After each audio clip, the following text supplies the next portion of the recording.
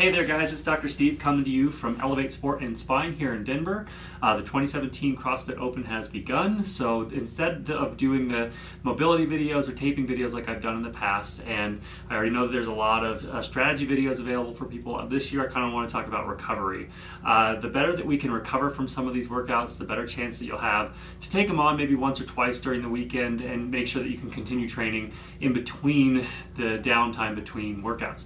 So I'm going to try and focus on some of the muscle groups that might get a little bit more beat up during some of the workouts, show you how to work on them with some self-massage techniques, and then talk a little bit about other things that you can do to kind of get yourself ready for the next workout. So 17.1 has a lot of stuff that we're going to need for hip extension and a lot of fatigue in the kind of posterior chain as it kind of relates to our calves and feet and ankles and those kind of things from the plyometrics from the jumping. So I think if we focus on that kind of stuff, and then probably this upper trap section for those the snatches that we have to do, then we can kind of work those things out and make sure that we're ready to go for the next one. So to work on, we'll start with this upper trap kind of stuff. To work this upper trap area that's going to get a little fatigue from that shrug portion, especially with as many reps as there are, what you can do is just take a ball and then lay on your back or press up against a wall. What you're going to want to do is use the ball to kind of pop that muscle up a little bit. And then what you can do is either use another ball to put on top, or you can just use a fist like I'm using here, push down into that, and then what we can do is kind of work our head back and forth from side to side to see that from the other angle. What it'll look like, I'll cross over the top, and then what I can do is kind of look away from here like this. So spending a minute to 2 minutes and maybe moving that ball all along the trap, so maybe out as close as you can get to your neck, all the way out to here, and just kind of pinching it from the other side is a good way to kind of work that one out. The next thing you're going to want to focus on is kind of more of a hip flexor. I've heard a lot of people talking about how they're getting hot back from this one already, and that's usually from a lot of that hip hinging that has to go on with as many reps as there are and having to do the burpees and pushing up through there. We're putting a lot of strain on those hip flexors and low back muscles. So one of the easy stretches for that is this kind of lunge stretch. We can supplement that with a band coming from all angles. Some of you have probably already seen that one quite a few times, so you can go from there. The other thing that you can work on, I would say, is using the ball to get in and work on these muscles, this iliacus muscle, which is part of the hip flexor, as well as psoas, which is in there too. So the idea for that one is that we'll need a kettlebell and a ball, and what we're going to want to do is drive that ball right up against the crest here, pushing that ball in a little bit, just straight down, and holding on there, and maybe moving it around just a little bit. Spend about a minute or so on this one. And then once you feel like it's gotten, a little bit looser, we can work kind of internal and external rotation of that hip. And then we can focus on psoas a little bit, finding that one by going where our belly button is, where top of that hip, that iliac crest is, going about halfway between putting the ball there, laying it on top, laying the kettlebell on top, and kind of driving that ball at about a 45-degree angle towards the spine. So what that one will look like, laying on our back, is going to be pushing here like this and driving across down towards the spine there. Same motion, we can kind of work that ball around a little bit, pushing in, trying to find that hip flexor. And then once we've found it, we can do kind of pin and stretch stuff here, and then heel slides in and out. So again, spending about a minute to 2 minutes on each one of those muscles on both sides should help loosen that up a little bit.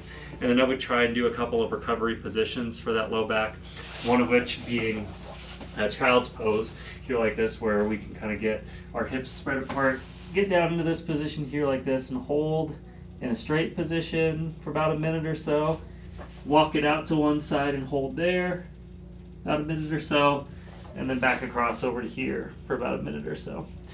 And the last position that we'll want to do to kind of get those hip flexors is using a foam roll as a prop, and then we can kind of slide it, not here underneath my lumbar spine, but here kind of underneath my tailbone, and then just kind of letting my hips kind of drop through here, which should open this up just a little bit more. And we can kind of open it up a little bit too to kind of get more into this butterfly position, which should help with the adductor portion of those muscles.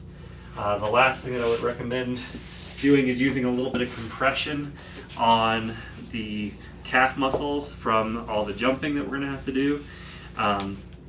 So I would use either Voodoo Floss here, or if you're fortunate enough to have Normatec stuff here like this, one of those is a really great option, but I know not everybody has that available to them. So instead what we can do is use this or a kind of broken pull-up band to create a little bit of compression to bring that blood and everything that's settling down out of our calf there to help aid in recovery. So what I would recommend doing for this one is just starting at about mid-foot just to get anchored, and we really want a lot of the tightness to be down low, and as we get a little bit higher we're going to reduce that tension a little bit. So we're going to come around. I'm still wrapping pretty tight here, but as I get further and further up, I start to loosen that up a little bit, trying to get all the way up as high as I possibly can. And you may have to do this in 2 stages where we work this kind of lower portion for, just a little bit, and then kind of get it up a little bit higher. So I'll show you both of them. So what I would do is just kind of keep this band on here, pump that muscle a little bit to kind of aid that compression coming up this way, and you'll watch and see and look to see that the skin in your foot is not going completely pale. If you feel numbness or anything like that, you want to make sure you take it off, but usually no more than about a minute in one section there like that. Then we would take it off, of course, just kind of go through here and then rewrap it, move it up to that section that I haven't trying to get all the way to the knee. Repeat the same thing over on the other side, and then you'll be good to go. The other thing that I would just recommend focusing on as far as recovery goes is to get some sort of recovery snack in somewhere within about 30 minutes of getting done with the workout. You should try and focus on making sure that you're replacing some of the fluids that you lost. You can kind of figure out how many ounces of something you need to drink by doing a pre-workout weigh-in and then doing a post-workout weigh-out, making sure that you're not wearing all the clothes and things that you had on before so that you're getting a good, accurate measurement of how much fluid you need to replace. Better off replacing that fluid with something that has some electrolytes in it, because you may have lost some of that as well. And then adding some sort of snack that is more carbohydrate focused to replace some of that glycogen that you lose during the workout. Protein is good too, but I would say try and focus a little bit more on the carbs. Focus on trying to get something about 1 gram per kilogram or so of carbohydrate, so you can kind of do your weight divided by 2.2, and that should let you know how many grams of carbs you should be trying to get within about a half hour.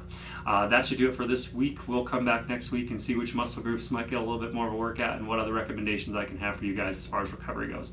If you have any questions about any of that stuff, of course, please just contact me here at the clinic. We can talk to you then. Good luck with the workout. Take it easy.